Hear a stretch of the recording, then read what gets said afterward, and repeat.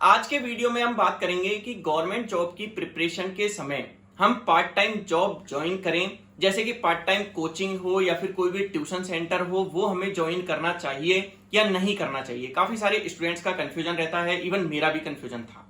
ठीक है, तो सबसे पहले हम एक चीज ये क्लियर कर लेते हैं कि कोई भी गवर्नमेंट जॉब की जब हम प्रिपरेशन स्टार्ट करते हैं तो गवर्नमेंट जॉब की प्रिपरेशन में प्री एग्जाम से लेके और इंटरव्यू तक का जो प्रोसेस होता है, ठीक है, जैसे कि प्री एग्जाम हो गया, उसके बाद में मेंस एग्जाम है और इंटरव्यू का जो हम टाइम इंटरवल मान के चलते हैं, लगभग 1 साल का समय लगता है पूरी प्रोसेस को कंप्लीट करने के लिए। ठीक है, जब हम प्रिपरेशन स्टार्ट करते हैं तो ऑन एंड एवरेज 3 से 4 महीने हमको पूरा सिलेबस खत्म करने के लिए कम से कम इतना टाइम हमको चाहिए कोई भी एग्जाम की प्रिपरेशन करने के लिए। मैं उन स्टूडेंट्स की बात नहीं कर रहा हूं जो कि इसको एक पंचवर्षीय योजना बना के बैठे हैं या फिर बहुत ज्यादा सुपर इंटेलिजेंट स्टूडेंट्स हैं, उनकी भी मैं बात नहीं कर रहा हूं कि जो ये कहते हैं कि भाई हमने तो कभी आज तक गवर्नमेंट जॉब की पढ़ाई नहीं करी और हमने ऐसे ही एग्जाम निकाल लिया। तो उन स्टूडेंट्स की मैं बात नहीं कर रहा हूं, अपने जैसे एवरेज स्टूडेंट्स की बात कर रहा हूं जिनके मार्क्स है 45-50% से लेके 90% तक रहते हैं। सबसे पहली बात, जब आपने प्रिपरेशन स्टार्ट की, 3 या 4 महीने की अच्छी आपने टेस्ट सीरीज करी, प्री का एग्जाम आपने दिया, प्री का एग्जाम में आपका अच्छा स्कोर बन जाता है, तो ओवर कॉन्फिडेंस में नहीं आना है कि हम बहुत ज्यादा अच्छा स्कोर हो गया है, क्योंकि कई सारे एग्जाम्स में, इवन एसएससी में आजकल प्री को केवल एक क्वालिफाइंग है, जो आपका स्कोर है या फिर जो आपकी पोस्ट डिपेंड करेगी वो केवल और केवल मेंस के दम पर ही आपकी पोस्ट डिपेंड करेगी।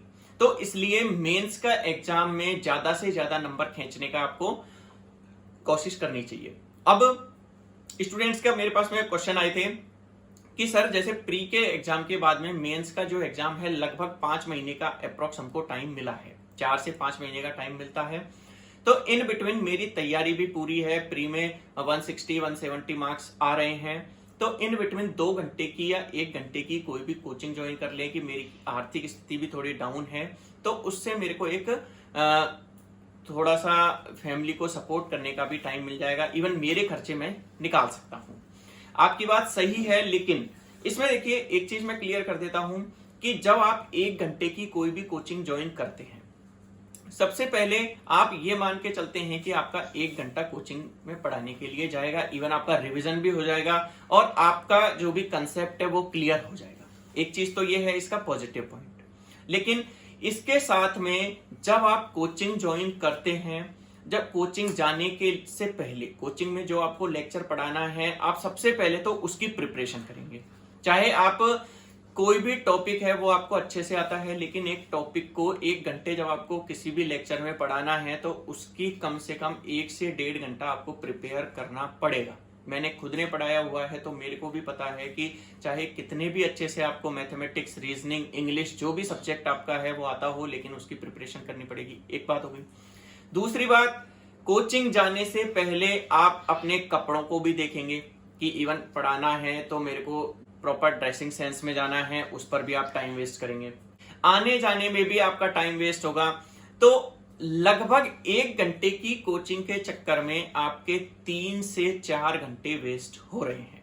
ठीक है, और इसके बाद में भी जब आप प्रिपेयर करेंगे, टेस्ट सीरीज लगाएंगे, तो भी आपका जो दिमाग है वो थोड़ा सा डाइवर्टेड रहेगा। ये आपको टॉपिक प्रिपेयर करना पड़ेगा कि नेक्स्ट टाइम मेरे को ये टॉपिक पढ़ाना है, इसको इस तरह से पढ़ाना है। ठीक है, तो मेरी तो उन स्टूडेंट्स को सलाह है, चाहे आपकी प्रिपरेशन कितनी भी अच्छी हो, जो आपके कैलकुलेटिव पार्ट्स हैं के स्कोर से आपकी पोस्ट पे और मार्क्स पे डिफरेंस हो रहा है, तो उसके बाद ही कोई आपको कोचिंग ज्वाइन करनी चाहिए। ठीक है, तो सीधी सी बात है, प्री और मेन के बीच में हमको कोई भी कोचिंग ज्वाइन नहीं करनी है जब तक कि हमारा प्रॉपर सिलेक्शन है या फिर फाइनल एग्जाम है या फाइनल रिजल्ट है वो जब तक आने गया हो। ठीक है, मेंस के बाद में फिर आता है इंटरव्यू का पीरियड।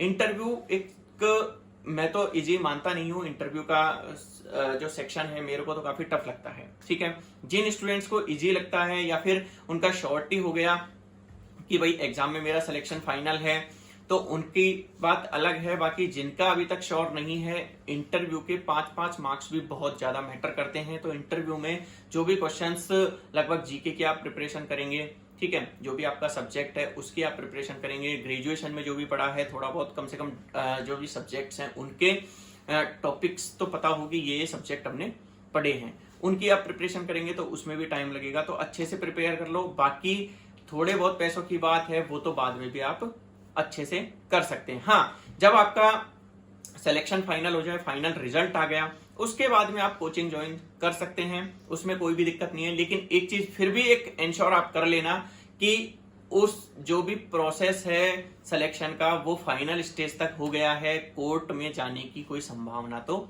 नहीं है, या फिर एग्जाम कैंसिल होने की कोई भी प्रोबेबिलिटी नहीं होनी चाहिए। ये चीज क्लियर करके चलें, ठीक है।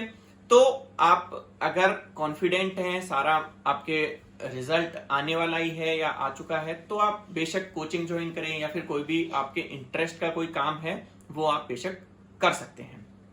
ये बात हो गई, ठीक है। और जो भी और कोई आपके कंफ्यूजन है तो आप डायरेक्टली मैसेज भी मेरे को डाल सकते हैं।